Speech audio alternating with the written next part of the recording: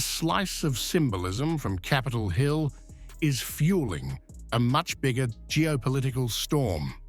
US Congresswoman Anna Paulina Luna has posted images of a Greenland-shaped cake painted in the colors of the American flag, a move that's gone viral and landed squarely in the middle of President Donald Trump's renewed push to acquire the Arctic island. The post, shared on January 20th, to mark the anniversary of Trump's second term, may look playful, but the message is unmistakable. Luna's post comes as Trump doubles down on claims that Greenland is vital to US national security. In recent days, the president has shared AI-generated images of himself planting the US flag on the Danish territory, and warned allies there is no going back on his plans. Trump has framed the island as critical to countering Russian and Chinese influence in the Arctic.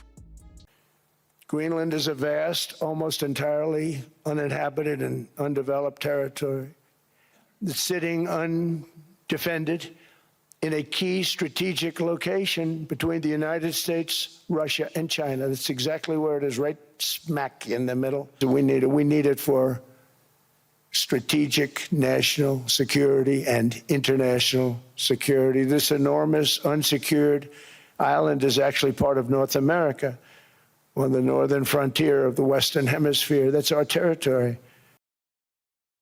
Trump has also openly questioned Denmark's ability to defend Greenland, threatening sweeping tariffs on Europe if a deal isn't reached, and refusing to rule out military force. The rhetoric has sent shockwaves across NATO, prompting Denmark to deploy additional troops and European leaders to convene emergency talks. But every NATO ally has an obligation to be able to defend their own territory.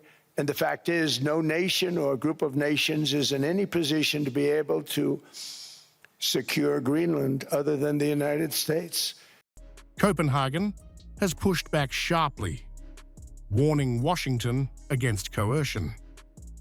China and Russia have also weighed in, with Moscow echoing Trump's territorial logic, while Beijing accuses the US of using security threats as cover for expansion. What we are certain of is that if we don't give a strong response, then we are sending a signal of weakness. I was in Washington last week and had an agreement with his vice president. I think it was as close to Trump as you could get, at least I can get, that we should now sit down and look at how we can solve this in a way that meets reasonable American wishes, because there is a new situation in the Arctic, and it will probably only get worse if you look a generation ahead without crossing our red lines. It was blown up by these very, very violent statements from the president, and it is really, really important that all of us who believe in international law speak out. So to show Trump that you can't go any further down this road. What began as a cake has become a headline-grabbing symbol of America's Arctic ambitions.